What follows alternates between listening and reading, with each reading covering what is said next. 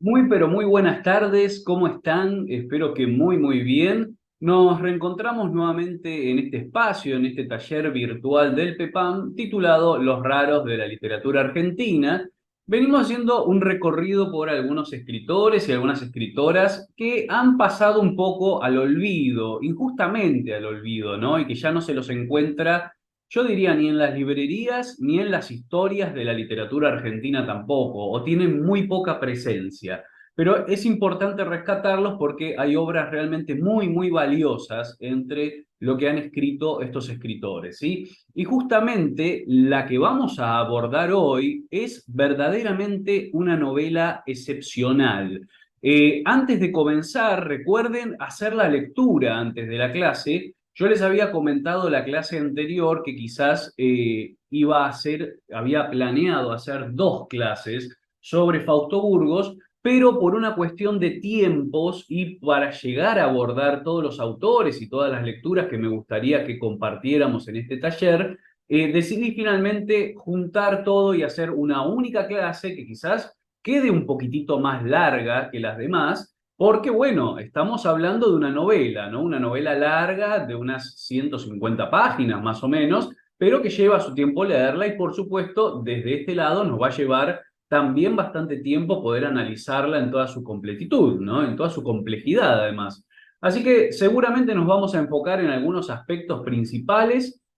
Yo quiero hacer también primero un repaso por la figura de ciertos escritores regionalistas que escriben en el mismo momento que está publicando también Fausto Burgos. Pero bueno, para abordar todo esto nos va a llevar un rato, así que la recomendación que yo les hacía es que antes de empezar a ver este video, por supuesto, traten de tener leída la novela, ¿sí? Especialmente para que después no se les arruine el final o alguna parte de lo que vamos a comentar a través de esta clase, ¿sí? Bien, así que comenzamos, es nuestra clase número 5 y abordamos este autor, Fausto Burgos, ¿sí? Y yo les puse ahí como subtítulo la representación del noroeste argentino entre el abajeño y el puneño, ¿no? Esto es lo que nos va a contar parte de la historia que nos va a contar Fausto Burgos en su novela. Hay toda una representación de la zona del noroeste argentino, de la zona de Jujuy, del Salar Grande, limitando ya casi con Bolivia, con el país vecino, ¿no? Estas regiones de allí del norte que tienen gran tradición, gran herencia del componente aborigen, del componente especialmente quechua, ¿no? Que habita, bueno, en toda la región del noroeste argentino, también en Bolivia, en Perú, obviamente. Y acá vamos a tener esta contraposición entre el abajeño, que es como llaman al que viene de abajo, ¿no? Al que viene de Buenos Aires principalmente, o de las provincias que están más en el centro o en el sur de la Argentina, con referencia o con contraposición al puneño, ¿no? Al de la Puna, al hombre que habita la Puna, la cordillera o el noroeste, y bueno, y todas sus costumbres, sus tradiciones, ¿no? Vamos a ir viendo algunas de estas cuestiones en esta novela, las formas de vida, y especialmente centrado en la familia de Chutusca, ¿no? La familia de este salinero que, bueno, tienen obviamente una forma de vida un tanto precaria y dura, ¿no? Muy dura para poder subsistir, tienen que trabajar en condiciones de una inclemencia terrible, ¿no? Bueno, yo les quiero decir, antes que nada, bueno, esto les voy a mostrar primero. Esta imagen que les puse de fondo pertenece a un pintor argentino, que es Alfredo Gramajo Gutiérrez. Es un pintor excepcional y muy centrado y enfocado siempre en las representaciones pictóricas del noroeste argentino y de sus habitantes, sus tradiciones, los animales, los paisajes. Búsquenlo después, Alfredo Gramajo Gutiérrez, y si continúan el año próximo conmigo en estos talleres virtuales, seguramente vamos a ver un libro de otro autor también regionalista, como lo es Fausto Burgos, pero anterior a él, un precursor, que se llama Ricardo Rojas. Lo habrán oído nombrar, es un autor, un erudito muy conocido del siglo XX argentino, tiene un libro que se titula El país de la selva, y hay una edición de ese libro que está completamente ilustrada por Alfredo Gramajo Gutiérrez, este mismo pintor. Así que si siguen el año que viene conmigo, vamos seguramente a seguir disfrutando del arte pictórico de Gramajo Gutiérrez, ¿sí?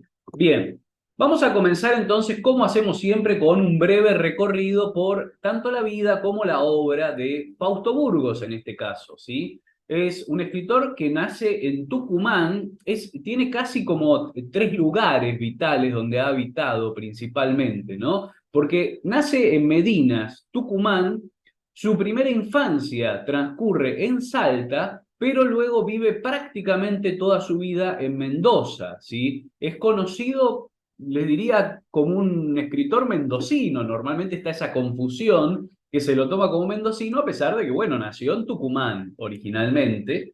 Bien, ahí como les puse, ¿no? Viajó a Catamarca, donde se graduó de maestro, y luego vino, voy a decir en este caso, ¿no? A pesar de que ustedes pueden estar observando esta clase y tomando esta clase desde cualquier lado, porque se trata de un taller virtual, ¿no? Pero bueno, yo les estoy hablando desde La Plata, ¿sí? Así que, y el PEPAM está en La Plata, así que vino a La Plata, donde hizo un profesorado en matemáticas en la Universidad Nacional de La Plata, ¿sí? Esta casa de estudios tan prestigiosa. Bien, estando en La Plata, publica sus primeros libros y conoce a su futura esposa, que va a ser es la artista plástica Elena Catulo, es muy, muy conocida también. También pueden buscar algunos de sus cuadros en internet, son realmente muy lindos también. Bien, viajó entonces un tiempo por la Puna Jujeña, ¿sí? De esos viajes principalmente se va a desprender esa escritura suya en torno a la región y especialmente la novela que tenemos que ver hoy, ¿no? El Salar, ¿sí? Pero también muchos otros escritos. Ahora vamos a ver en un ratito algunas de las publicaciones que hizo Fausto Burgos en el diario La Prensa, unos escritos maravillosos, todos relatos y retratos del noroeste y de otras regiones también, con unas ilustraciones fascinantes. Ahora lo vamos a ir a ver en un cachito. Pero lo importante es que en 1918 se estableció en San Rafael, como les decía, en Mendoza, ¿no? Donde vive casi 40 años, o sea, gran parte, la gran mayoría de su vida los pasó en la casa de San Rafael, ¿sí? Colaboró en la prensa periódica, tanto en medios locales, me refiero a argentinos, ¿no? Como la revista Caras y Caretas, el diario La Nación, el diario La Prensa o Mundo Argentino, pero también participó y envió sus colaboraciones a medios extranjeros, como por ejemplo el diario Vesubio de Italia, el Mercurio de Chile o El País de España, ¿sí? Bien, fue novelista, cuentista y poeta. La verdad que Fausto Burgos tiene una obra increíble, ¿sí? Yo les voy a decir, el resto de la obra, exceptuando algunas excepciones, no están generalmente a la misma altura que está esta novela que leemos nosotros, ¿sí? Yo les diría, me parece que podemos tomar El Salar de Fausto Burgos como su obra máxima, junto con algunas otras obras, como por ejemplo la novela Canchis Soruco, que está ambientada más o menos en la misma región y tiene un tono muy parecido en la escritura, pero después, bueno, y también algunos cuentos, ¿no? Las narraciones de Puca Puca, La sonrisa de Puca Puca, perdón, y algunas otras narraciones que también están en un alto nivel, pero como les decía recién, escribió una enorme, enorme cantidad de libros, de cuentos, de poesías, de novelas, y hay otra parte de su obra que no está al mismo nivel, ¿no? Eso hay que aceptarlo. Quizás haya sido eso lo que lo llevó a esto de que se vaya como un poco difuminando su figura, ¿no? Y que se haya transformado hoy en día en un raro. Porque, bueno, claro, gran parte del resto de su producción no está realmente en el mismo nivel, ¿sí? Bien, su obra, esencialmente narrativa y de tipo regionalista, ¿sí? Centrada sobre todo en las regiones andinas, puneñas y en el NOA, es vastísima. Bien, esto que le decía yo recién, ¿no? Una obra realmente muy abarcativa, y eso es importante, ¿no? El carácter regionalista de la obra, ¿sí? Que normalmente se enfoca en la descripción de una región cultural, tanto una región geográfica como una región cultural, y a través de la cual lo que pretende el autor es representar, ¿no? Y trasladar al lector todos los atributos de esa región, ¿no? Tanto su flora, su fauna, las costumbres de sus habitantes, como sus tradiciones, sus leyendas, la cultura, ¿no? Eso es lo que hace a un escritor regionalista, ¿no? Escribe enfocado en una región cultural precisa. Como les decía, si siguen conmigo el año que viene, vamos a ver lo que hace Ricardo Rojas en relación con el país de la selva, ¿no? Que es lo que podríamos describir como la región de Santiago del Estero y Tucumán. Y en torno a esta corriente del regionalismo, podemos pensar, por ejemplo, en otros escritores más, como son Joaquín B. González, que escribió Mis montañas, enfocándose principalmente en la región de la provincia de La Rioja y sus alrededores.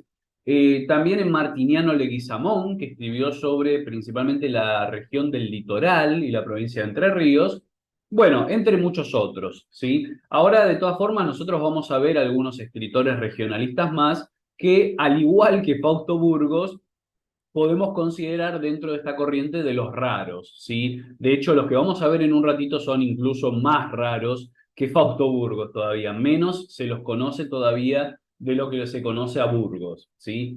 Bien, como les puse ahí, ¿no? Para el año 1935, cuando se publicó El Salar, la novela que vamos a leer nosotros, ya tenía publicados 20 libros de cuentos, novelas y poemas. Por eso les hablaba de esta obra inabarcable prácticamente, escribió muchísimo. Los más recordados son los cuentos puneños de La sonrisa de Puca Puca, de 1927, y Coca, Chicha y Alcohol, de 1928, junto a las novelas, como les decía recién, una de las mejores, junto con el Salares, Canchi Soruco, de 1929, que ganó el concurso municipal de Mendoza, y otra de ellas es El Gringo, de 1935. Bueno, además de toda esta obra de novelista, cuentista y poeta, también mantuvo una profusa correspondencia con otros escritores como Benito Lynch, Ricardo Rojas y Manuel Isondo Borda, todos escritores con los que mantenía correspondencia, y hay un largo epistolario de Fausto Burgos con ellos, ¿no? Entre ellos está Ricardo Rojas, que yo les mencionaba antes, este escritor de bueno, este hombre de gran cultura y gran saber, pero que una de sus primeras obras es también una especie de crónica barra novela regionalista titulada El país de la selva, ¿sí? Bien, vamos a ver un poquito lo que es las publicaciones de Fausto Burgos y de otros dos escritores en este diario, en el diario La Prensa, un poco como vimos la clase pasada en torno a Nicolás Olivari y su relación con el Noticias Gráficas. Acá tenemos uno de los diarios más clásicos y conocidos de la Argentina, ¿no? Fíjense que empieza a publicarse en 1869 y continúa todavía en el presente, ¿no? Lo que tienen ahí es un ejemplar de febrero de 1925. Si se fijan bien, ahí en ese recuadro principal que dice edición ilustrada de mañana, tenemos un anticipo de lo que va a venir en el próximo número, y por acá, en este recuadro, tenemos Del país de las llamas por Fausto Burgos, ¿sí? Fausto Burgos fue un gran colaborador de la prensa de este diario y escribió durante muchísimos años. Pero antes de meternos con la escritura del propio Fausto Burgos, vamos a hablar de otros escritores, otros dos escritores regionalistas que también han escrito una gran cantidad de obras, cuento, novela, poesía, y que también publicaban en los mismos años que lo hacía Fausto Burgos sus escritos en las páginas del diario La Prensa, ¿sí?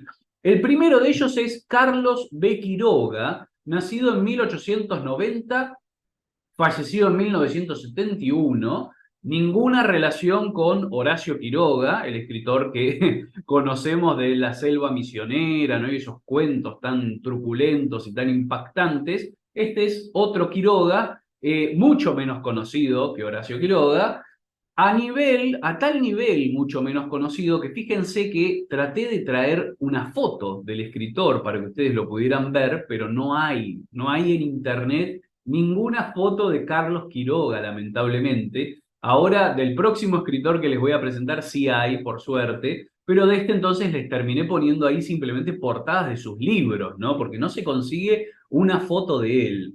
Fíjense que tenemos una novela, La raza sufrida, es una gran novela, realmente es muy buena, un poco larga, pero nos habla mucho de la gente que trabaja y que vive en la cordillera, ¿sí? O sea, estos que tienen que sustentarse y tener como medio de vida un trabajo que les hace tener que cruzar constantemente y pasar días y noches en la inclemencia tremenda de la cordillera de los Andes, ¿sí? En la región, sobre todo, como les decía, del noroeste, ¿sí? Bien, ahí tenemos otro de sus libros, la imagen noroéstica, perdonen, ay, difícil de pronunciar, ¿no? Noroéstica, que fíjense que tiene el dibujito allí abajo de Samay ¿no? O sea, siempre enfocado en ese tipo de cultura, en esta cultura que nos viene de la tradición quechua, ¿no? De la tradición indígena, ¿no? Un libro de 1929. Bien, acá tenemos otros libros de Carlos Quiroga: América, Tierra Prometida, La civilización mundial igualitaria, una suerte de ensayo sobre América Latina. Y fíjense La mulánima, poema mágico de la montaña. La mulánima es una tradición, ¿sí? El alma mula, este ser en el que se transforman normalmente las mujeres que han cometido ciertos tipos de pecados carnales, ¿no? Se transforman como una especie de mula o caballito alado, ¿no? Una mula alada, que vaga por esas regiones en pena. Y fíjense el subtítulo que dice acá, bueno, tenemos Carlos B. Quiroga, ilustraciones de Alfredo Gramajo Gutiérrez. Así que acá tenemos de vuelta los dibujos de este artista que yo les comentaba, que ilustró también el libro El País de la Selva de Ricardo Rojas, ¿sí? Bien, vamos a ver algunas de las colaboraciones de Carlos B. Quiroga en la prensa. Fíjense, acá tenemos un texto, un cuento de enero de 1925 titulado Los Promesantes, ¿sí? Y ahí tenemos esta ilustración que acompaña, ¿no? El cuento, que es de un nivel de calidad impactante, ¿no? Van ahí como en una especie de procesión con una virgen que llevan alzada, ¿no? Ahí en alzas. Y bueno, y se ve la montaña de fondo, una especie de iglesia o catedral, etcétera, ¿no? Bien, tenemos este otro cuento, La muerte del santiagueño. Fíjense que nos pone como subtítulo Un fragmento de la vida en los campos del noroeste argentino por Carlos B. Quiroga. Esto es de marzo de 1925. Y lo mismo, ¿no? Tenemos unas ilustraciones que tratan de reproducir a los tipos humanos, a los tipos, a los hombres y a las mujeres y sus costumbres y sus tradiciones de esta región del noroeste argentino, ¿sí? Bien, esta es muy particular, especialmente por la calidad de la ilustración. Ahora se las voy a mostrar un poco con más detalle, un poco ampliada, pero fíjense, La flauta cóndor por Carlos B. Quiroga de abril del 25, y miren lo que es esta ilustración, ¿no? Tiene un nivel de detalle y de trabajo con la línea. Esto está seguramente hecho con algún marcador, ¿no? Que permite trazar cada una de esas líneas, pero bueno, con un nivel de detalle impresionante por parte del ilustrador, ¿no? Esta es la calidad de ilustraciones que manejaba el diario La Prensa hacia 1925 ya, ¿sí? Para ilustrar las colaboraciones de sus escritores.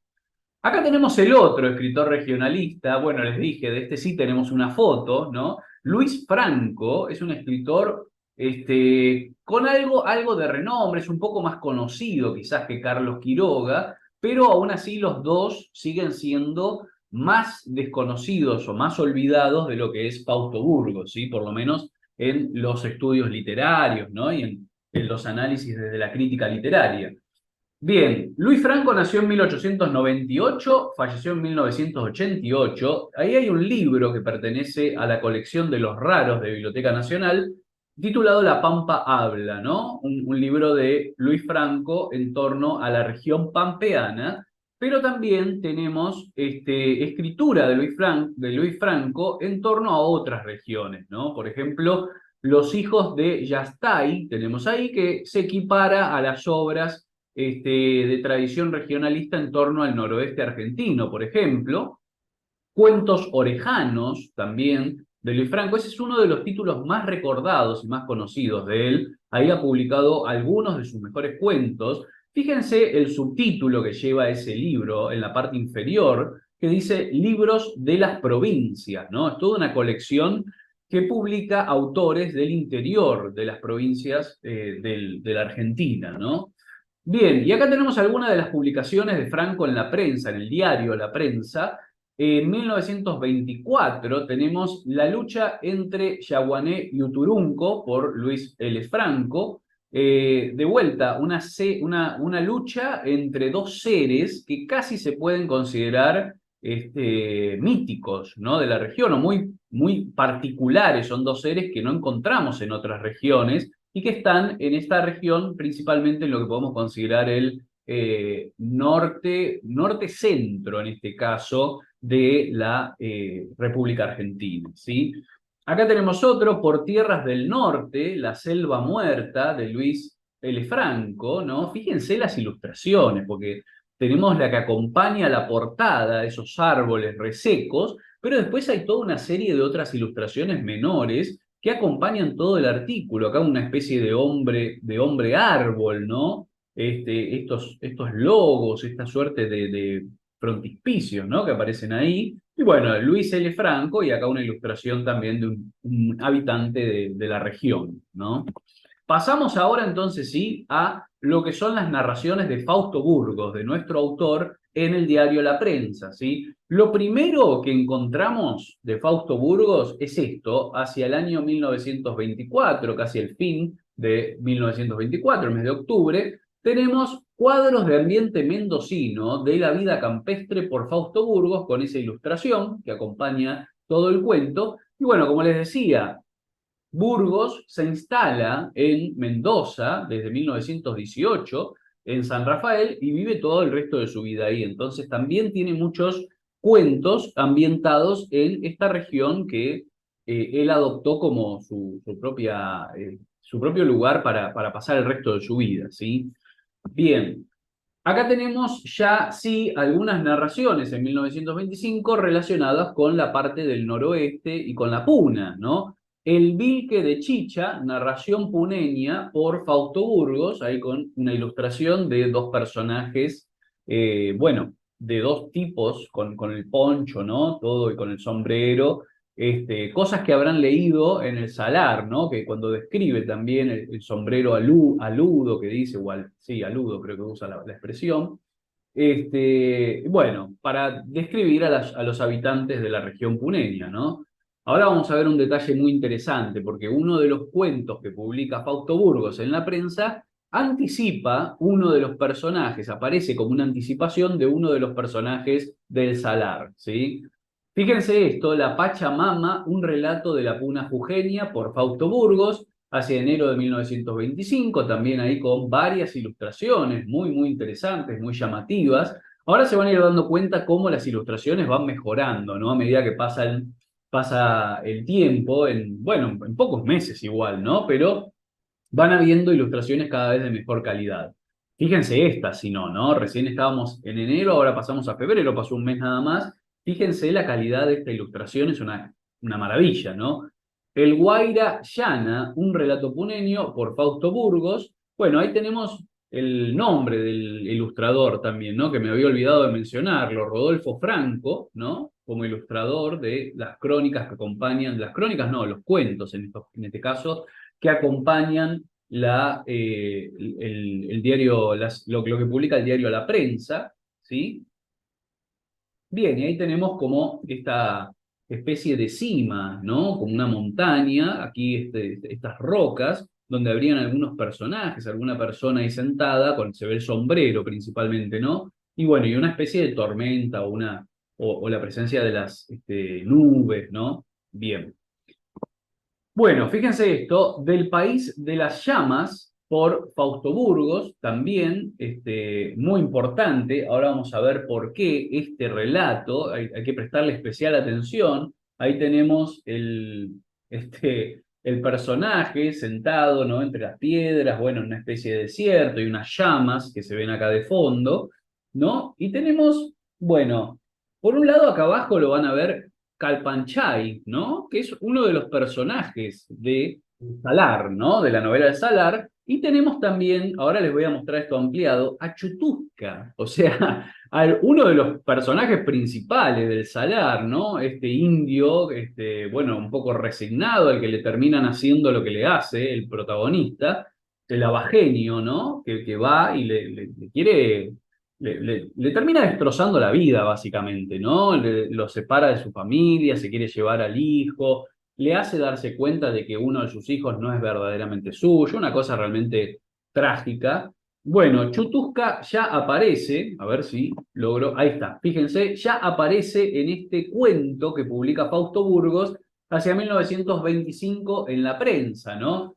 Fíjense, vamos a leer este párrafo, este fragmento, porque me parece muy importante, porque además no solo aparece el personaje de Chutusca, sino que también hay un estilo.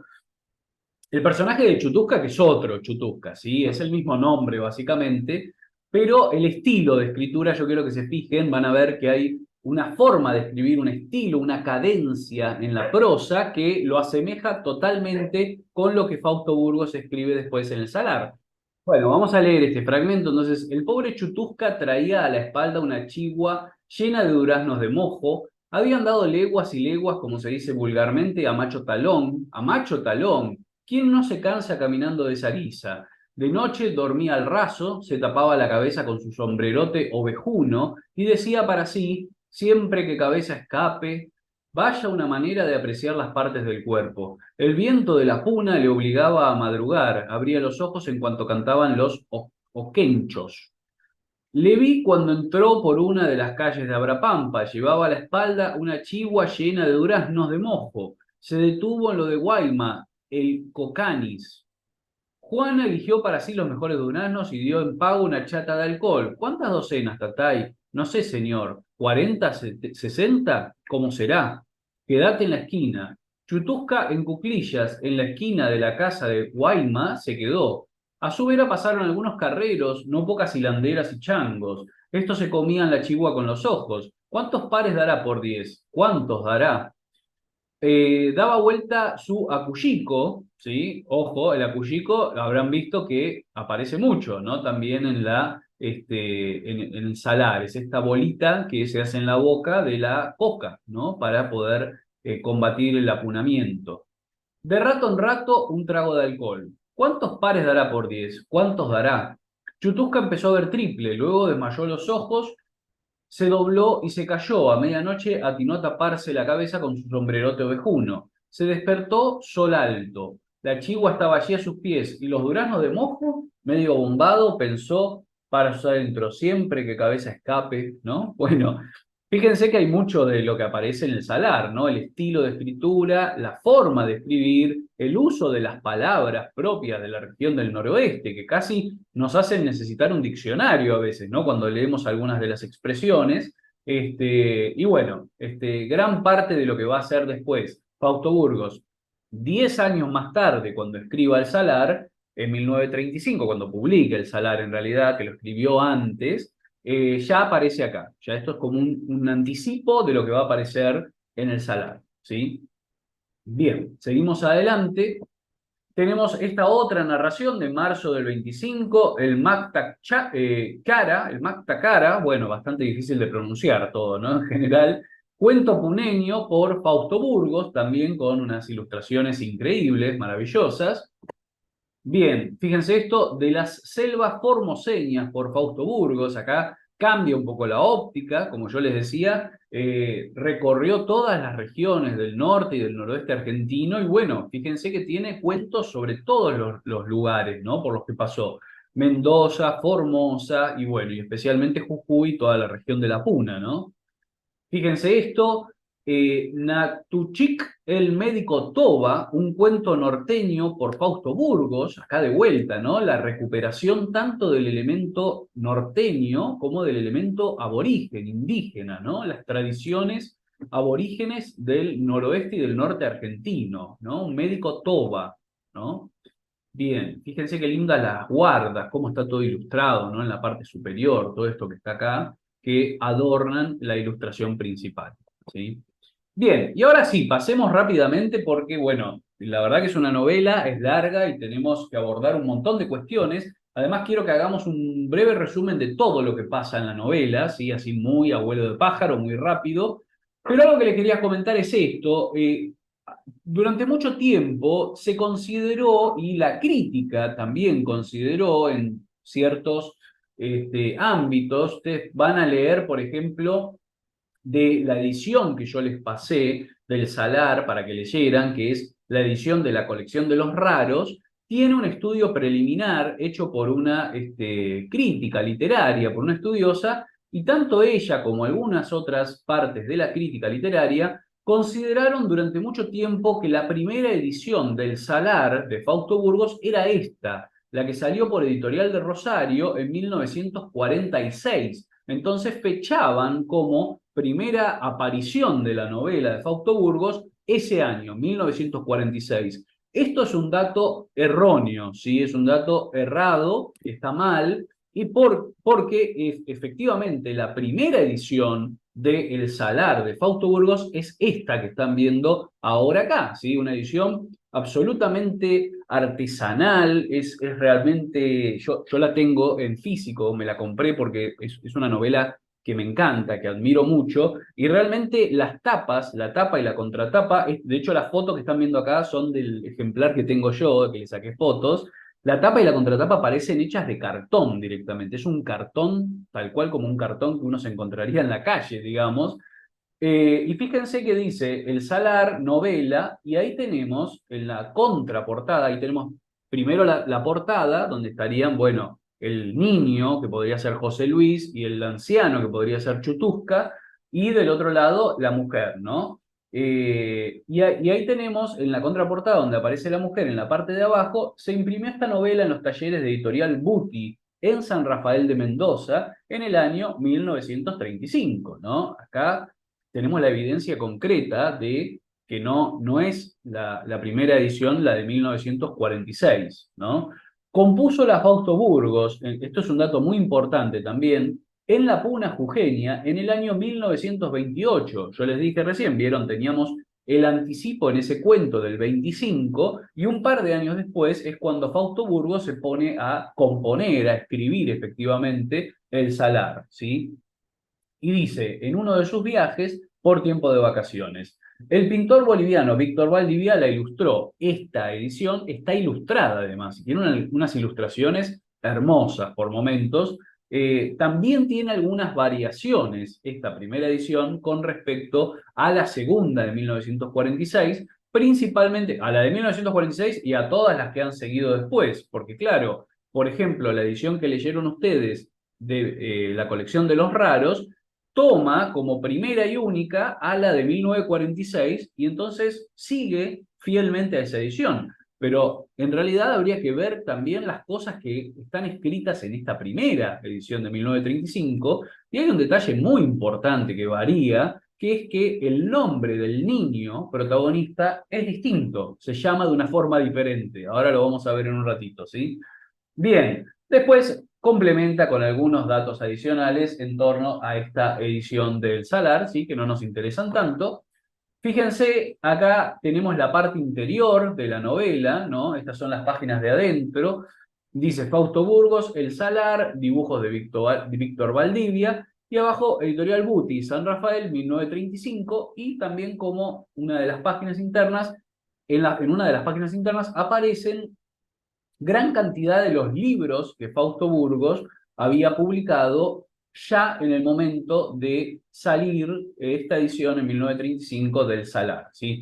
Todos esos que ven ahí ya habían aparecido anteriormente.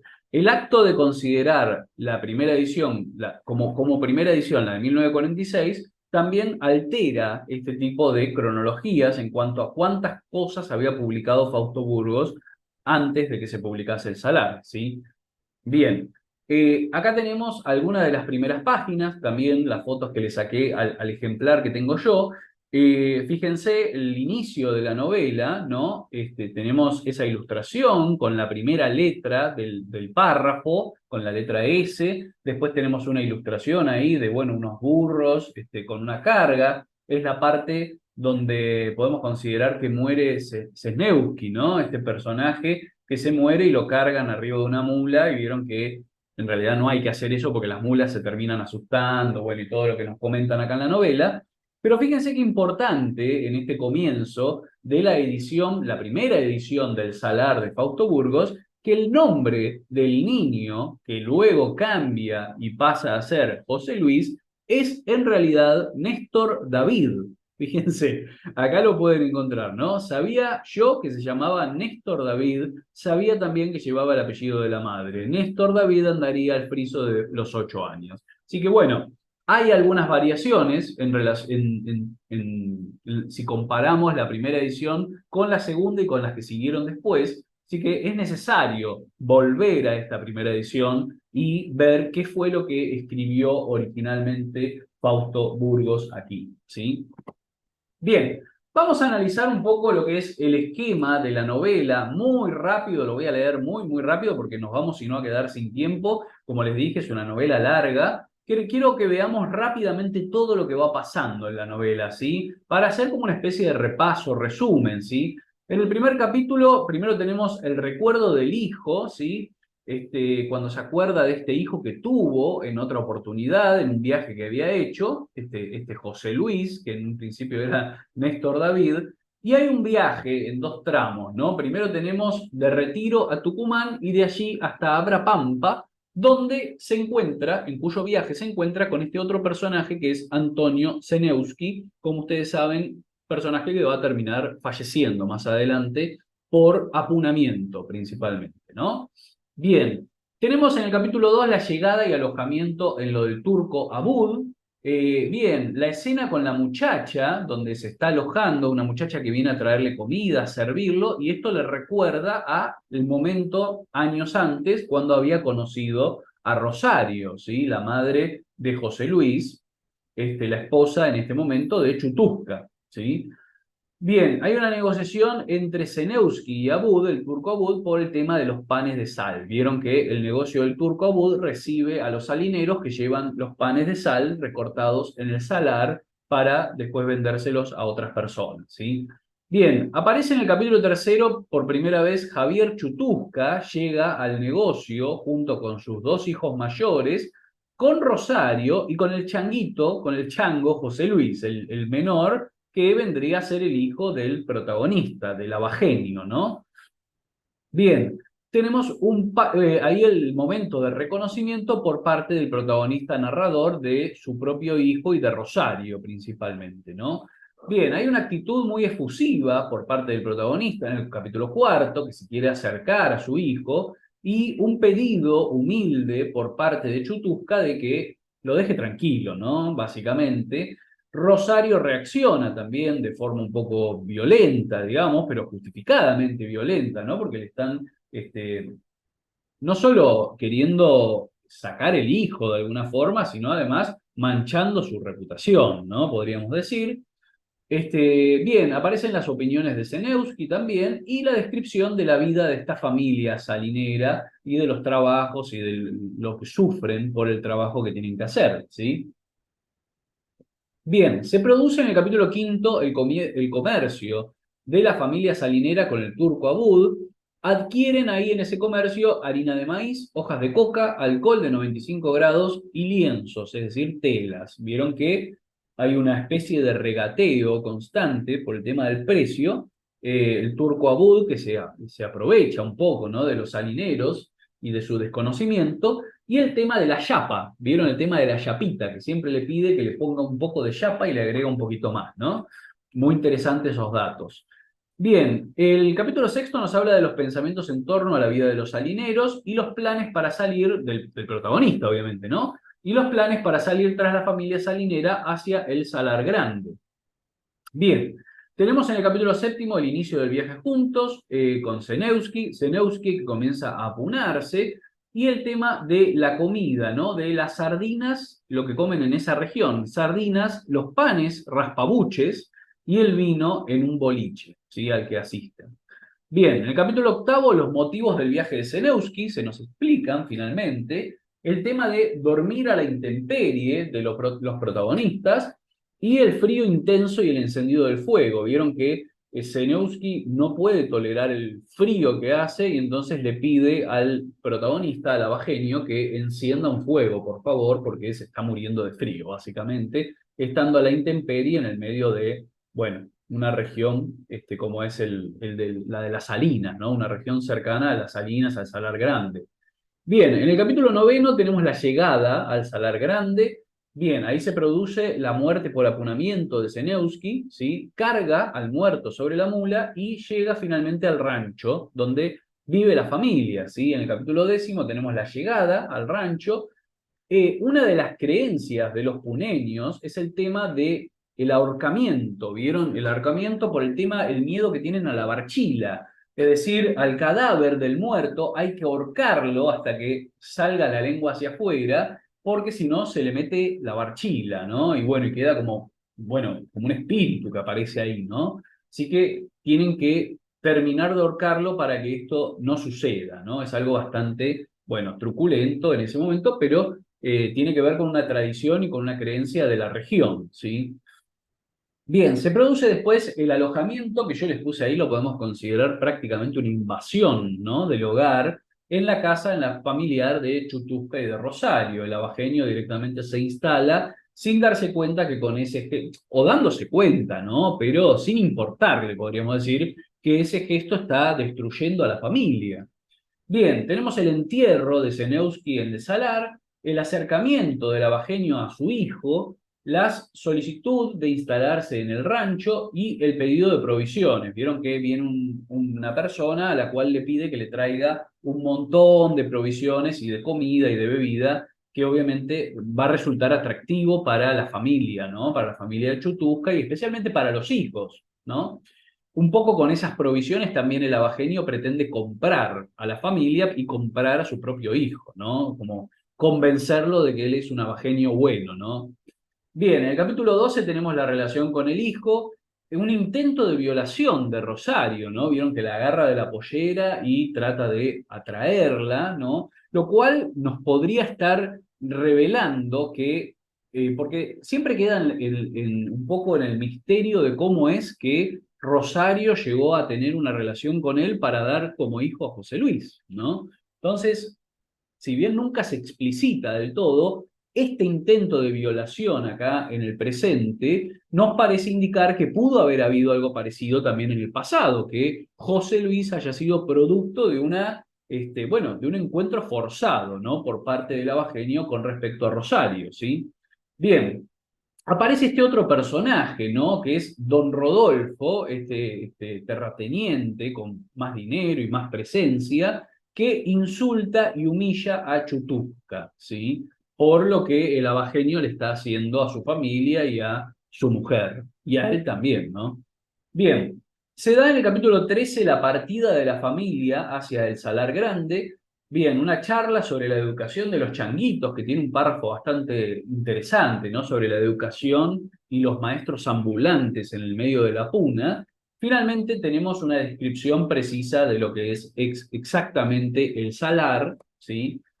Bien, y para ir terminando, ¿no? Si no me equivoco, sí, sí, esta es la última parte. Tenemos en el capítulo 14 aparece este viejo salinero, Calpanchay, ¿no? Que lo veíamos antes, también aparecía en uno de los relatos previos de Fausto Burgos, que bueno, ya está en sus últimas, ¿no? Trabajando en el salar, está en las últimas y después termina muriendo, efectivamente. Nos habla del trabajo de los salineros y las prevenciones que se toman contra esta enfermedad del surumpio, ¿no? El mal de la puna, el mal del blanco, ¿no? De la luz extrema, una cosa impresionante. Es como otra de esas enfermedades parecida al apunamiento, ¿no? Que son propias de la región. Bien, Capítulo 15 tenemos la llegada de las provisiones, son las sardinas, el pan, el queso y la coca, etcétera, ¿no? Y la bebida del alcohol y el desmayo, ¿no? Ahí hay una escena donde el protagonista se desmaya y un poco que lo dejan solo, ¿no? A su suerte. Tiene ahí entonces en el capítulo 16 pesadillas febriles, siente culpa por lo que está haciendo. Vieron que él todo el tiempo se recrimina, malvado, ¿qué has venido a hacer aquí? ¿No? Es como que la culpa lo persigue, pero eso no lo detiene. La culpa lo persigue, pero no lo frena. Sigue avanzando en su plan para llevarse a su hijo, que se lo quiere llevar a la madre, además, para que la madre se sienta orgullosa y juegue con José Luis. Una cosa muy enfermiza por parte del narrador, ¿no? Que tiene como una cierta soledad, por un lado, pero también esa culpa, ¿no? De que a veces lo lleva a preguntarse, ¿qué le has dado vos a este changuito, a este niño, ¿no?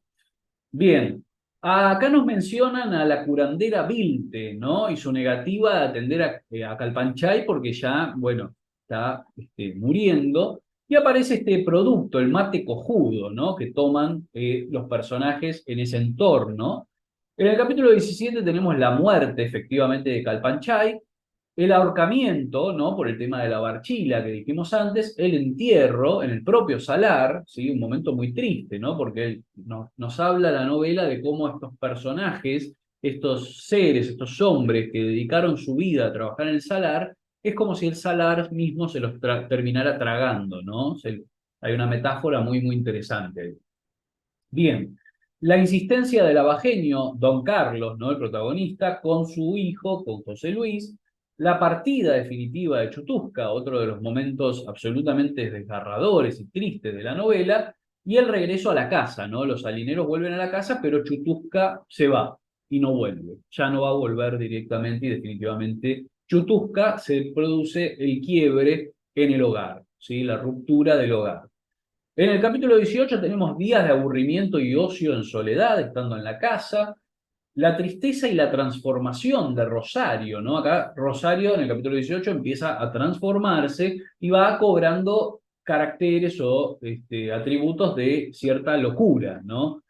Parte de esto son esas llamadas nocturnas que la encuentran en el medio de la madrugada gritando y llamando a Chutusca, ¿sí?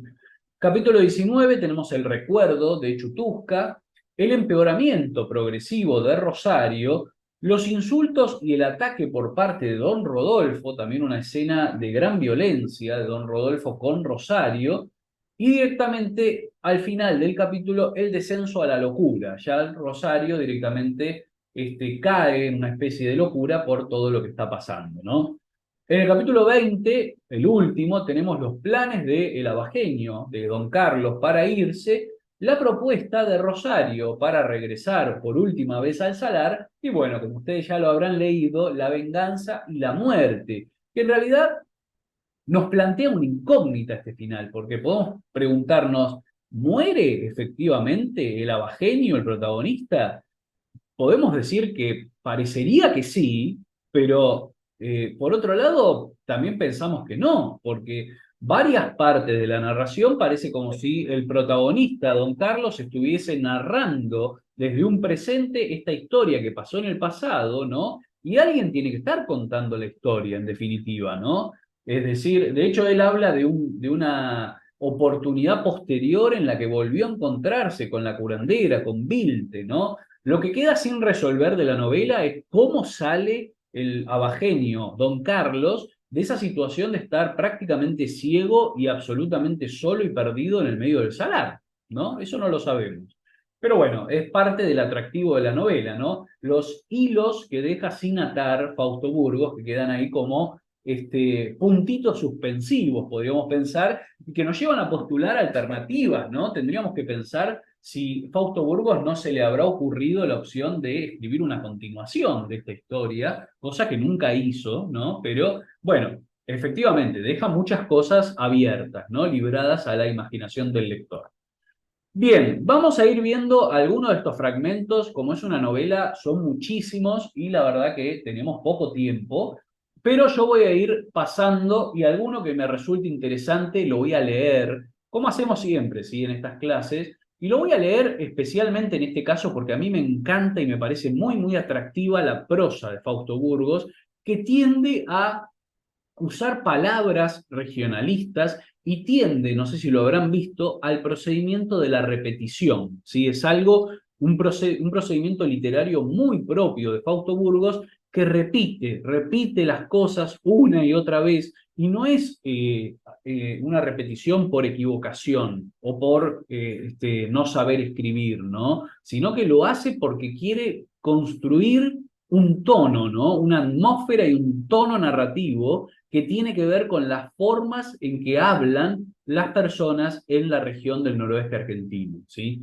Es algo que después va a aparecer también en algunos otros escritores, por ejemplo, si leemos la obra de Héctor Tizón, ¿no? A otro nivel, porque Héctor Tizón tiene una prosa muy cuidada, muy trabajada, pero también en algunos momentos intenta producir esa especie de oralidad, de repetición y de reiteración que sale, que surge en el habla de los habitantes de esta región, ¿sí? Bien, el planteo inicial que tenemos, ¿no? Es el del hijo desconocido y el tema de la distancia, ¿no? Que llevan a el protagonista a querer hacer el viaje para ir en su búsqueda y recorrer toda esa distancia, ¿sí? Bien, tenemos algunas preguntas sobre el hijo, ¿no? Esto que les decía yo, que a veces también aparece, se refleja un poco la culpa, ¿no? Del propio narrador y el inicio del viaje directamente. Bien, aparecen acá sueños y visiones en el viaje en el tren, ¿no? Directamente el narrador, el protagonista sueña con su hijo, con que se lo encuentra, ¿no? Con que lo ve dentro del tren. Bueno, son sueños, visiones, es lo que espera encontrar él cuando llegue a su destino final, ¿sí? Bien, acá aparece la molestia por el compañero que de golpe vieron que hace un primer tramo en tren que viaja solo y a él le agrada eso. Y después tenemos un segundo tramo que se dirigen a Abrapampa, donde tiene que soportar a este compañero que le cae mal, fíjense en la parte inferior que dice, qué tipo repelente, y lo describe, ¿no? Era alto, escaso de carnes, blanco, blanquísimo, narizudo, bocón. Llevaba anteojos, ni pera, ni bigote ancho, ni bigote mosca, el pelo rubio, pelo de ruso, de dinamarqués o de sueco, no traía gabán. Y acá, bueno, además de de este lenguaje de la región y este vocabulario de la región, algo que hace Fausto Burgos es utilizar palabras, especialmente adjetivos, que normalmente no se utilizan en la escritura, ¿no? Había esto es un detalle que les cuento aparte, una entrevista que le habían hecho una vez a Borges, ¿no? Entonces le preguntaban a Borges sobre la escritura y sobre la adjetivación, y él decía, bueno, uno cuando escribe puede utilizar ciertas palabras, Borges era muy correcto, obviamente, en su escritura, y decía, puede utilizar uno ciertas palabras, pero otras no. Por ejemplo, si uno quiere decir que algo es azul, uno puede decir azul o azulado, ¿no? Porque son palabras que van bien con el texto, que no chocan, pero uno no puede decir azulino, azuloso, azoludo, ¿no? Eso es lo que decía Borges, criticando a algunos escritores que utilizaban palabras que parecía, para la perspectiva de Borges, chocaban con la narración, producían como una especie de, como, como cuando se raya con una tiza el pizarrón, ¿no? Un rechinar que no iba en el mismo sentido del resto de la escritura. Y Fausto Burgos lo hace todo el tiempo eso. Fíjense acá que al momento de describir a Zeneuski dice narizudo, ¿no? No dice narigón, que por ahí sería la palabra más adecuada, dice narizudo. Y así muchas veces utiliza ese tipo de palabras que chocan un poco, ¿no? Creo que azuloso también lo usa, ¿no? Para describir los cerros, dice los cerros azulosos. Bueno, después vamos a ver algunas otras, pero es importante prestar atención a ese tipo de detalles también, ¿no? Que tienen que ver con la construcción de una lengua, la construcción de un vocabulario propio, ¿no? Bien, acá tenemos la descripción del paisaje punenio, ¿sí? Nos describe lo que ve a través en el viaje, ¿no? Y aparecen los personajes, las vestimentas y las costumbres, ¿sí? Bien, acá tenemos el momento de la llegada con el turco Abud, cuando se aloja con el turco Bud, el conocimiento de la región y la descripción por primera vez del salar, ¿no? La primera mención del salar y de los salineros. Fíjense que al salar lo va a describir en la última línea como reverberante y helado. Son muchas las categorizaciones y las descripciones que hace Fausto Burgos de el salar, pero estas normalmente suelen aparecer, ¿no? El salar reverberante, helado, bueno, el tema del brillo también, de la luminosidad, ¿no? Bien, lo vamos a ir viendo ahora. Bueno, fíjense que aparece mucho vocabulario de la región, lo cual denota un conocimiento del propio Fausto Burgos de cómo se habla y de los productos y de las cuestiones de ahí, ¿no?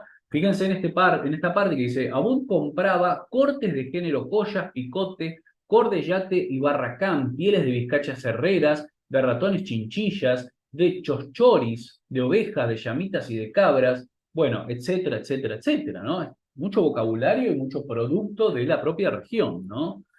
Bien, acá nos habla de la explotación de los salineros y un poco la reproducción del habla, en este caso no de los norteños o del noroeste, sino del turco, ¿no? Importante también. Ahora vamos a ver de dónde lo toma esto, cuál es el primer antecedente de esto, de reproducir el habla de los turcos, ¿sí? Como aparece ahí abajo, al final de todo, ¿no? Que dice Beine, Jabún, Beinetas, Sacabiosco, ¿no? Básicamente es reemplazar la P por una B larga, ¿no? Vendría a ser un poco así. Pero eso vendría a reproducir un poco la forma en que hablan los turcos, y esto viene de acá, ¿no? Viene de una obra de teatro escrita y dirigida por Discépolo, ¿sí? Dirigida por Armando Discépolo, y escrita también, fíjense, no, perdón, sí, escrita, sí, sí, les digo bien, por Discépolo, ¿no? Fíjense que dice, ¿no? Este es la entrada, podríamos decir, o el folleto del Teatro Solís, de una representación de la obra que fue furor en su época, ¿eh? Una obra de teatro que, bueno, admiradísima en su momento, se reproducía por todos lados y es de donde viene principalmente este estereotipo del turco, ¿no? De este personaje que era Mustafa, ¿no? Fíjense que dice, ¿no? Mustafa, sainete en un acto y tres cuadros de Rafael J. de Rosas y Armando Discépolo, ¿sí? Tenemos a Discépolo como el escritor y como el director de la obra, y al hermano, fíjense que abajo figura Mustafa Enrique, acá, ¿no? Mustafa Enrique S. Discépolo como el protagonista, ¿sí? Bueno, de acá es donde viene principalmente esa representación en la literatura de la forma de hablar y del estereotipo del turco, ¿sí? Con la obra Mustafa. Bien, tenemos entonces después la denuncia ante la explotación de los salineros, ¿sí? Un poco también ahí tenemos que pensar en Fausto Burgos como escritor, tratando de denunciar a través de la novela la realidad tremenda de ciertos habitantes de esta región, ¿sí?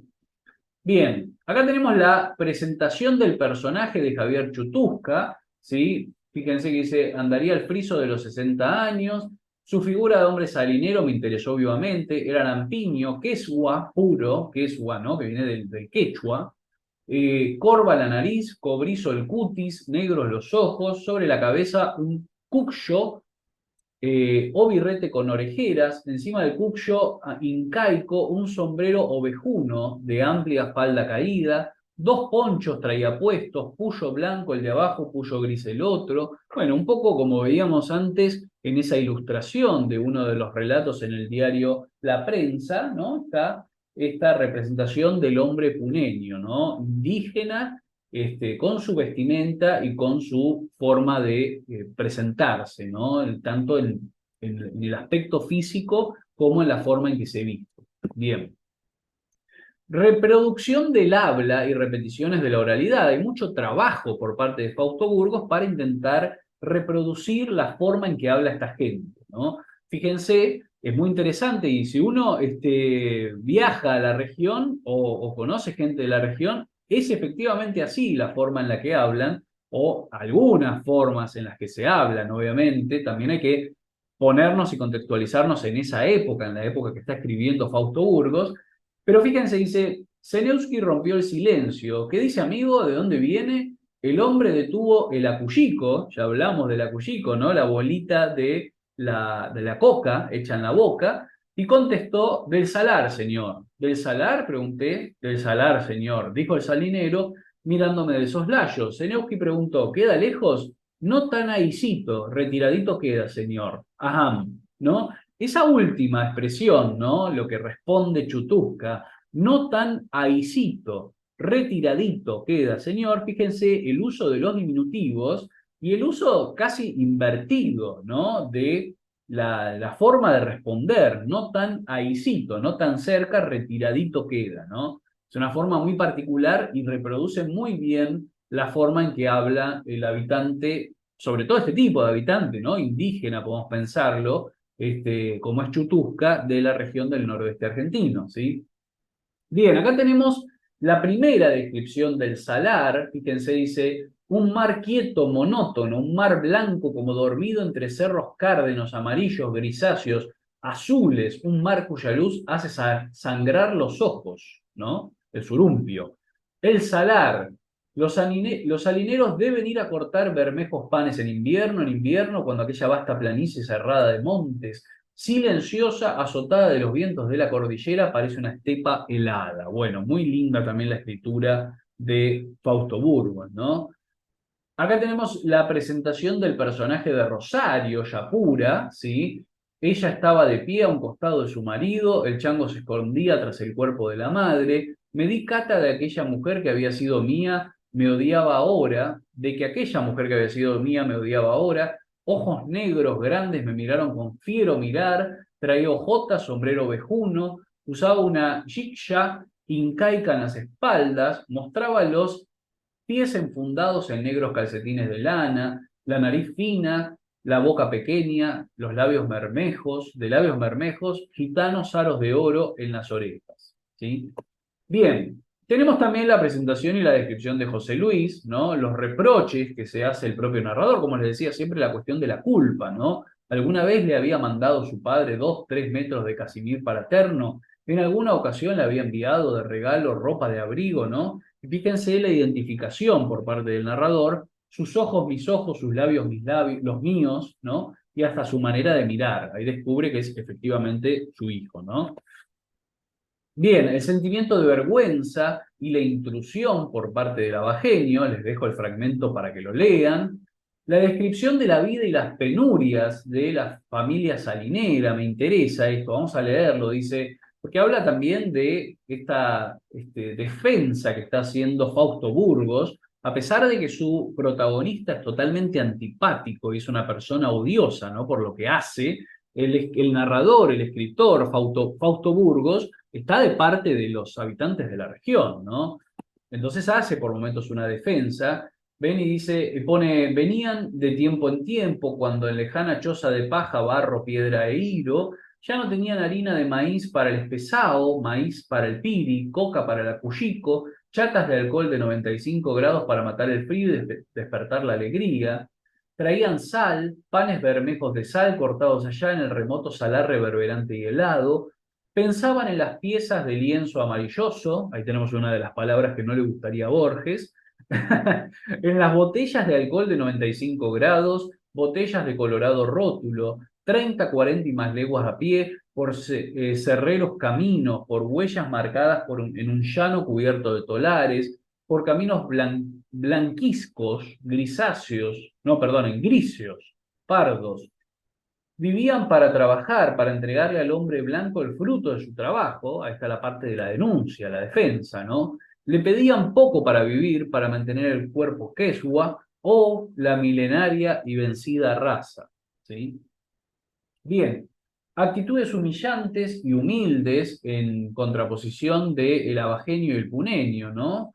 El pobre anciano Chutusca que se tiene que humillar y que tiene una actitud humilde frente a lo que hace el abajeño, que verdaderamente humilla a esta familia, ¿no?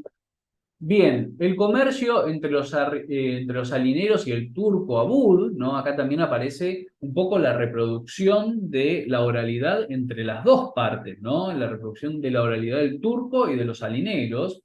¿Qué vais a llevar, marchante? Dice el turco. Javier Chutusca habló después de haber revisado en la palma de la mano un poco de harina de maíz.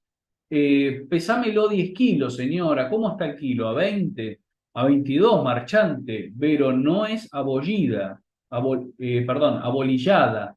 Apolillada, ¿no? Sería. Caraspa, dejala a 20, tatay. Somos pobres. No se puede, marchante, las patentes están por las nubes. Turco trubaja, trubaja y gana boco, ¿no? Un poco el habla del turco. 20 kilitos, pesámelo, tatay, ¿no? La Rosario reparó también en la harina rubia y granulosa. Abud puso la harina en una bolsa. ¿Cómo lo miraban pesar? Ninguno de ellos sabía lo que indicaba el brazo.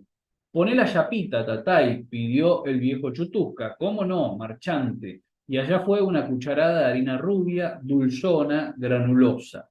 ¿Sí? Bien, pensamientos sobre la familia de salineros en el salar, de vuelta a lo mismo, ¿no? Esta descripción de lo que tienen que trabajar y lo que tienen que hacer, cómo van los salineros.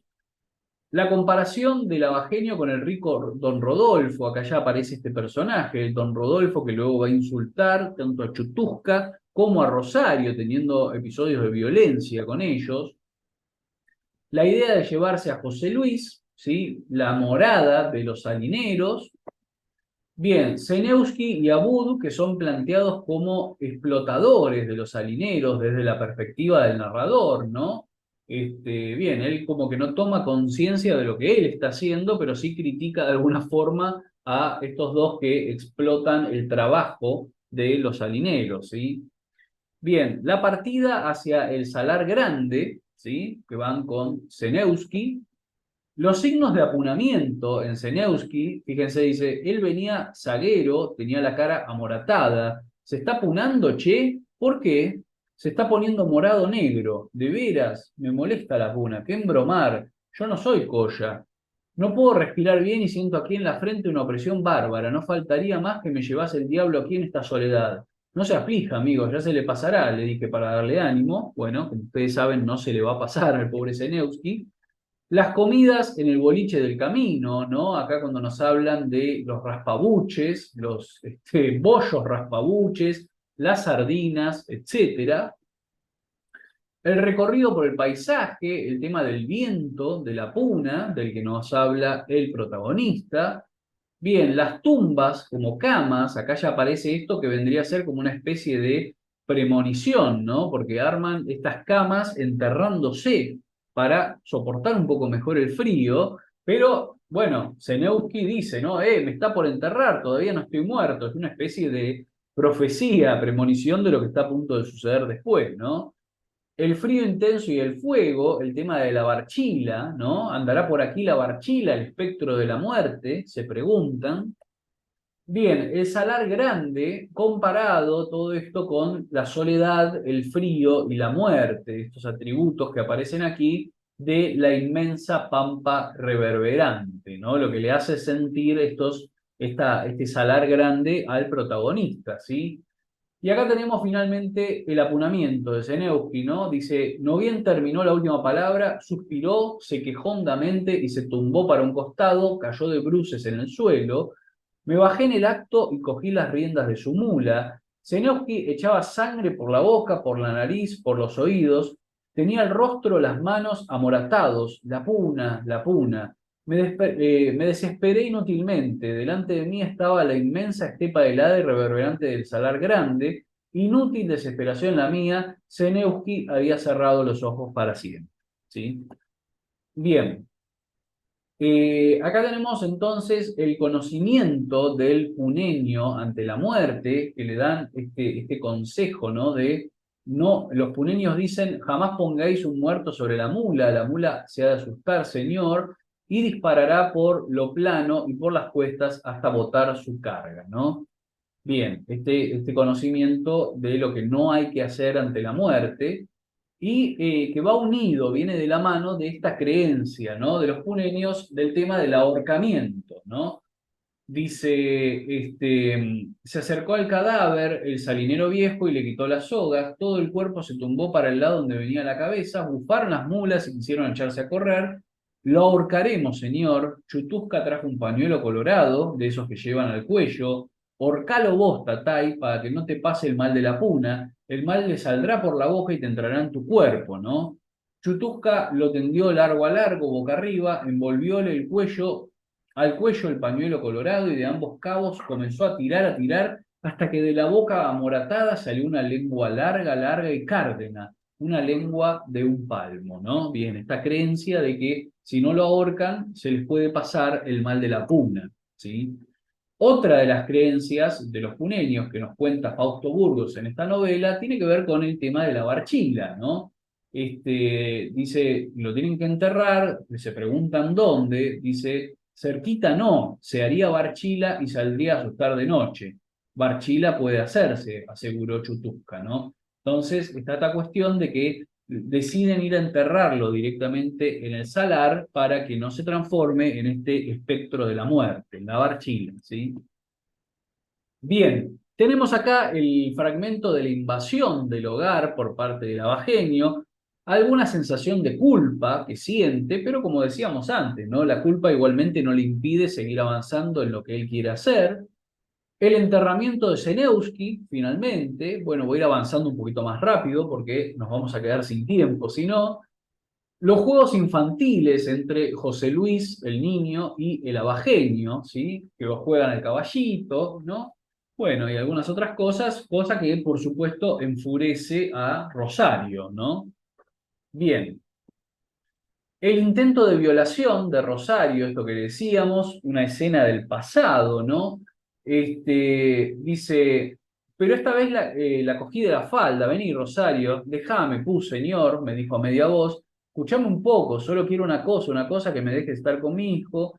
Se lo pedí humildemente, tiró, forcejeó, pero en vano, me dio rabia y la tomé con los brazos y como entonces, como en aquella noche, cuando sentí a su lado el olor de la tola, la besé muchas veces en la boca, apretaba los labios, arrugaba la cara, pugnaba por desasirse, ¿no? Esto es lo que yo les decía anteriormente, que podemos pensar, es un poco ambigua la forma de contar el episodio, ¿no? Porque uno también podría pensar que solamente le trae el recuerdo el hecho de tenerla en los brazos y besarla, pero si ampliamos un poco la interpretación, podemos pensar que también en la escena del pasado, de la cual nace después José Luis, hubo una violación o un forcejeo por parte del abajeño para con Rosario, ¿sí?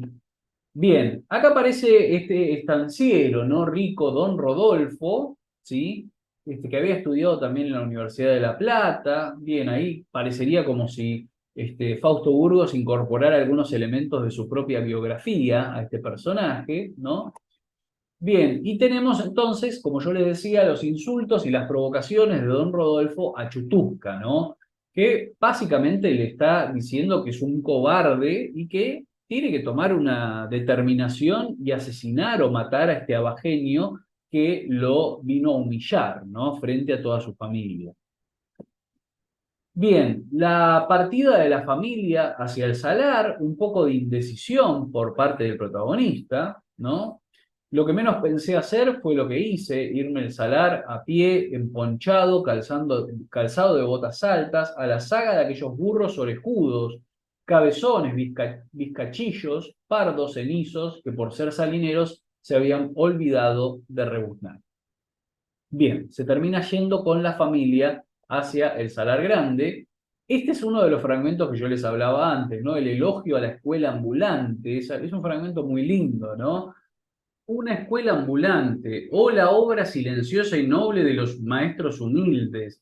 El maestro que se aventura a ir a enseñar a los hijos del frígido altiplano, a los niños descalzos, rotosos de cabeza intonsa, a los niños que comen pan de tiempo en tiempo, a los que no conocen el sabor del azúcar, el gusto del café, el roce halagador del algodón, a los niños que duermen en el suelo sobre un pellejo de oveja o de llama, a los que usan camisa de áspero picote. Es un apóstol, el apóstol de un ideal era aquel maestro vestido a lo caballero gauchesco que había enseñado a sumar, a restar, a multiplicar y a dividir, a leer, a escribir en pocos días al pobre Juan de Dios Chutusca, y que había dormido en el estrado, que había comido en la cocina del mote, del charqui, del piri, del espesao, de que viven los pobres. Era un apóstol, uno de esos soñadores que trabajaban por el mejoramiento de los que viven como esclavos, ¿sí? Así que ahí tenemos este elogio al maestro que va recorriendo las provincias y las regiones más remotas del país y del interior, educando a los niños, ¿no? Bien, vamos a seguir avanzando, voy a apresurarme un poco porque nos vamos a quedar sin tiempo si no. El rancho abandonado junto al salar, ¿no? Este rancho donde se instala la familia para luego ir a trabajar al salar. Acá tenemos la descripción o la aparición del viejo salinero Calpanchay. Jamás me olvidaré de Calpanchay, un salinero viejo a quien encontramos enfermo, tirado en el suelo. A su lado, el hacha reluciente y fría reclamaba un brazo. Se incorporó y con sus ojos grandes, medio colorados, con sus ojos que cercaban franjas de tizne de olla, nos miró humildemente como un perro enfermo tirado en el campo dispuesto a morir en el silencio. ¿Qué está sintiendo, Calpanchay?, le pregunté yo. Nada, patrón. Velay me vino un dolor muy fuerte al costado, ya no pude aguantar y me tiré. Costado irá a ser, pu, contestó la Rosario. Costado, pu, dijo Chutusca, ¿no? Costado, que es otro de los males, ¿no? Otra enfermedad que vieron que lo curan o lo apaciguan un poco tomando agua salada, ¿no? Y bueno, acá tenemos también esa parte donde habla de los ojos cercados con franjas de tizne de olla, ¿no? Se ponen esta grasa, este tizne, para básicamente impedir el surumpio, para que no llegue tanta luz y tanto reflejo a los ojos. Bien, el trabajo de los salineros en el Salar Grande, que está descrito cómo cortan estos cuadrados de sal con el hacha salinera, ¿no? Bien. Acá estaba, ¿no? La parte de la pintura con tizne de olla. Dice, habíamos trabajado 2 horas cuando vi que Chutusca se empezaba a pintar con tizne de olla que había llevado envuelto en un trozo de papel de estraza. El sol nos quemaba las espaldas, parecían rebotar sus fuertes rayos cuando nos herían los ojos. Se había pintado ojeras retintas. Su cara provocaba risa. Es para el surumpio, señor, aseguró la Rosario, a quien yo acababa de entregar el hacha. Vos también te vas a tener que pintar si no queréis perder la vista. El surumpio ciega a los salineros y a quienes andan horas y horas por la nieve. El surumpio es el mal de la sal, es el mal de la nieve. Resplandor de sal, resplandor de nieve. El surumpio enciende los ojos hasta cegarlos completamente, ¿no? Fíjense que qué linda forma de explicarlo, ¿no? También un poco poético, y con esta prosa que yo les decía, bien repetitiva, ¿no? Insistente, que da vueltas sobre lo mismo. Bien, llegan las provisiones que había encargado, ¿no? Fíjense, los bollos morenos raspabuches, café oloroso, ¿no? Todas las otras cosas, la coca, el azúcar, el pan, el alcohol, quesitos, café, etcétera, ¿no? Bien, el sueño febril que tiene el narrador cuando se pasa un poco con el alcohol, le da un poco de remordimiento, también de culpa por lo que está haciendo, ¿sí? Bien, aprende entonces el oficio de salinero un poco con la perspectiva de ganarse a su hijo, ganarse su respeto, ¿no? Entonces se pone a trabajar a la misma altura que ellos. Acá aparece Vilte, ¿no? Esto de que, fíjense esto que yo les decía antes, ¿no? En este fragmento dice, años después conocí a la Vilte, la curandera que no quiso atender al pobre Calpanchay, ¿no? Era menuda y flaca, tan flaca, etcétera, etcétera. Es decir, que el protagonista, el abagenio, nos está hablando de que algo pasó años después, ¿sí? Lo que yo les comentaba al principio. Por lo tanto, nos lleva a pensar que en ese final tan abierto, que uno pensaría que el narrador termina muriendo en el medio de la nada, en realidad no murió, porque, como dice acá, ¿no? Pasaron años y conoció a este otro personaje de la narración. Así que bueno, eso queda un poco abierto, ¿no? Como un hilo suelto que deja ahí Fausto Burgos para la interpretación de cada uno, ¿no? Bien, acá tenemos entonces la muerte de Calpanchay, el destino de los salineros, esto que yo les decía que da un poco de tristeza, ¿no? Está muy bien narrado, dice, la noche se le venía encima de los ojos como una gran sombra negra, y él la guardaba solo y triste, helado y conforme, caído sobre la misma tierra salobre que había labrado con sus viejas y sangrantes manos. El infeliz moriría como un perro en aquel desamparo bajo el cielo azuloso, lleno de estrellas, herido a cada instante por las heladas ráfagas que pasaban y pasaban por la planicie salobre. Trabajar tanto, tanto para morir de esa guisa, ¿no? De esa forma.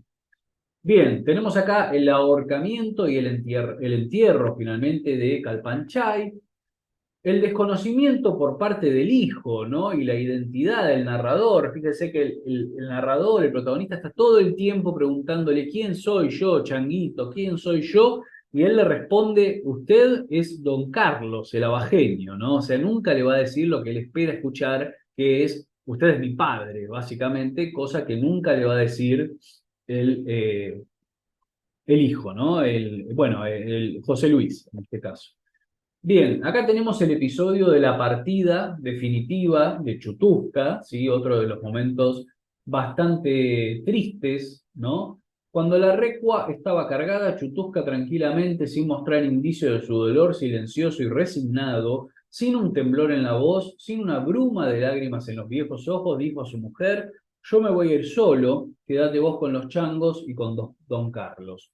Ella se debió helar, instantáneamente se le trocó el color de la cara. Aún recuerdo el timbre de su voz, aún lo veo a la saga de su recua, calzado de hojotas, emponchado, pálido, silencioso, triste, aún lo veo partir como quien se va para muy lejos a sufrir un gran dolor a solas. ¿Sí? Bien, la culpa, los fantasmas y la voz de la conciencia que aparecen de vuelta en el narrador, esta frase que se repite una y otra vez, ¿no? ¿Qué has venido a hacer aquí, malvado? Es lo que el narrador, el protagonista, se dice todo el tiempo a sí mismo. La transformación de Rosario por la ida de Chutusca, ¿sí? En base al dolor, empieza a convertirse, ¿no?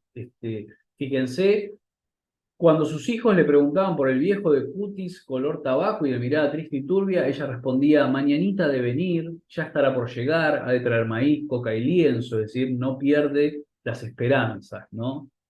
Bien. El dolor de Rosario y las llamadas, esto que ya mencionamos antes, Javier, Javier, Javier, sale a gritar por las noches, ¿no? Bueno, esto produce obviamente mucha tristeza en sus hijos y un cierto desconcierto, ¿no? En el narrador que, bueno, se encuentra ante esta perspectiva de lo que él mismo ocasionó, ¿no? Este dolor en Rosario y la desesperación por el retorno de Chutusca, ¿no? Bien, la violencia y el enfrentamiento con Don Rodolfo, esto que aparece acá, ¿no? Donde además se produce un episodio donde le disparan, ¿no? Parece que van a morir, vamos a leerlo, ¿no? Dice, mirá, vos sos una grandísima perra, una perra canalla, no has sabido respetar ni a tus hijos. Se fue el pobre viejo cuando se tanteó la punta de las astas, sentí que lloraba. Tomá, grandísima perra, exclamó encolerizado el caballero, tomá y en las espaldas restalló la lonja de su talero, ¿no? O sea, le pega latigazos directamente. Salí con el revólver en la mano, 5 disparos me hizo. Aún lo veo montado en su mula castaña, delgadita, emponchado, con sombrero aludo y con negras antiparras.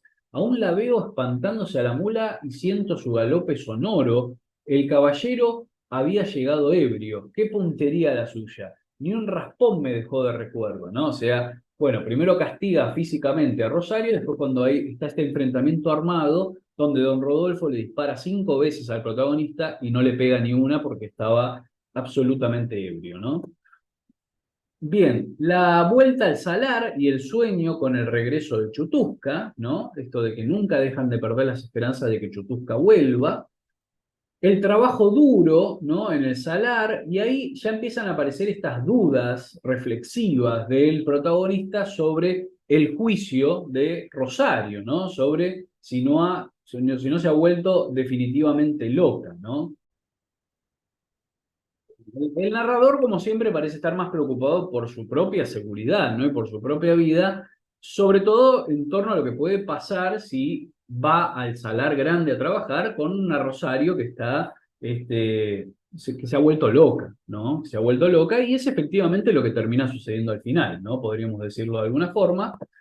Bien, se adentran más y más en el salar. Vamos a leer esta parte. Dice, al derramar la mirada me dolían, me lloraban los ojos, me sentía vencido por el aire, por la luz, por el frío, por el cielo. Me atraía como a los que están a punto de morir aquella tierra pelada y salobre. Más adentro todavía, le pregunté a la Rosario. Había cogido su hacha y ya se encaminaba en derechura de la parte más blanca y reverberante del salar, como si quisiera dejar sus huesos en ella.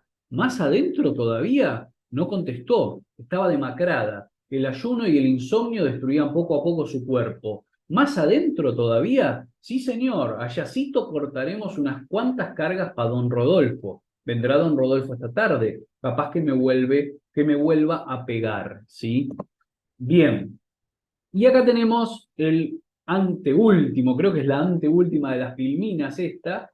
No, no, quedan algunas más, pero bueno, vamos a leer estas últimas partes porque es el final de la novela y es verdaderamente impactante, ¿no? Tenemos en principio el plan final y la venganza de Rosario, ¿no? Dice, Rosario, mirá cómo se ha puesto el cielo, ¿por qué no pegamos la vuelta?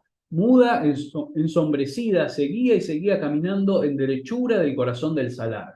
Era un cielo cenizo que bajaba hasta nosotros. Soltó una carcajada loca. ¿Por qué te reís? Perdón, ¿por qué te ríes? ¿Crees que temo a la nieve? Nevará, señor, y te tapará la nieve y el surumpio te pondrá colorados los ojos. Rompió a reír nuevamente con descompuesta risa que hacía dar miedo. Vos te vas a quedar solo, señor, y no conocéis el camino. El surumpio te pondrá colorados los ojos y la nieve del viento blanco te tapará. ¿Sí? Dice, el inmenso salar estaba blanco, habíamos ya andado un largo rato bajo la lluvia de copos cuando sentí un agudo dolor en los ojos. Me parecía que de ellos brotaba sangre. Era el mal del surumpio el que atacaba mis ojos, el mal bravo que ciega a los salineros y a los pastores que caminan por campos nevados. Ahora solo pensaba en cerrar mis ojos.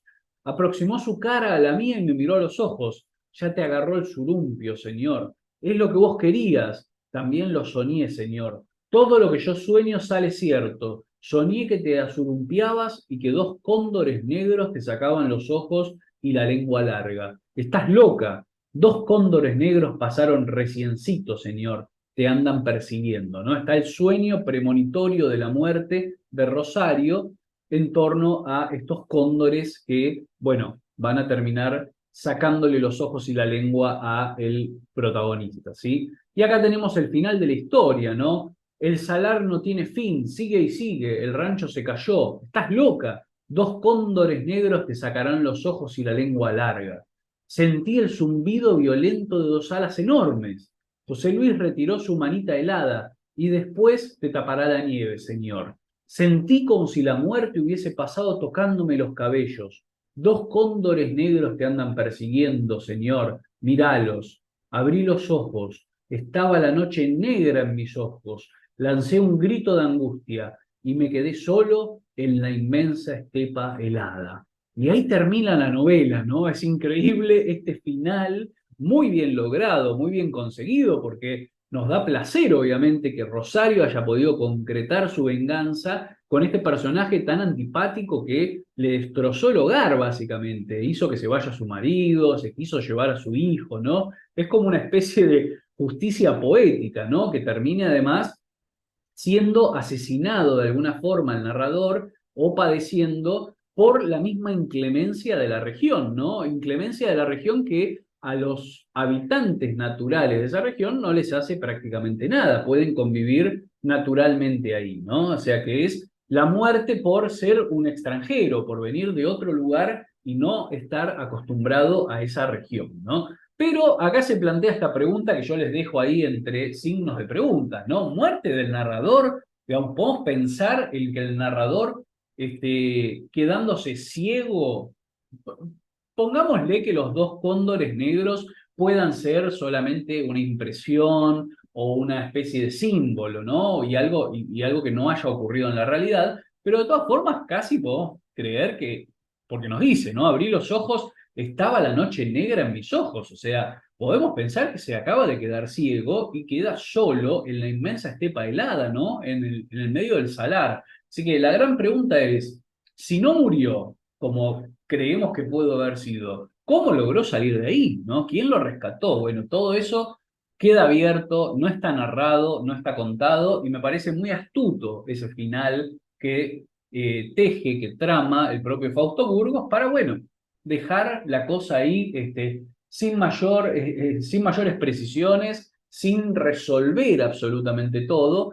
y como le decía, este final que está muy bien logrado y que prácticamente pone la piel de gallina, ¿no? Cuando uno llega ahí y termina de leer esta historia, ¿no?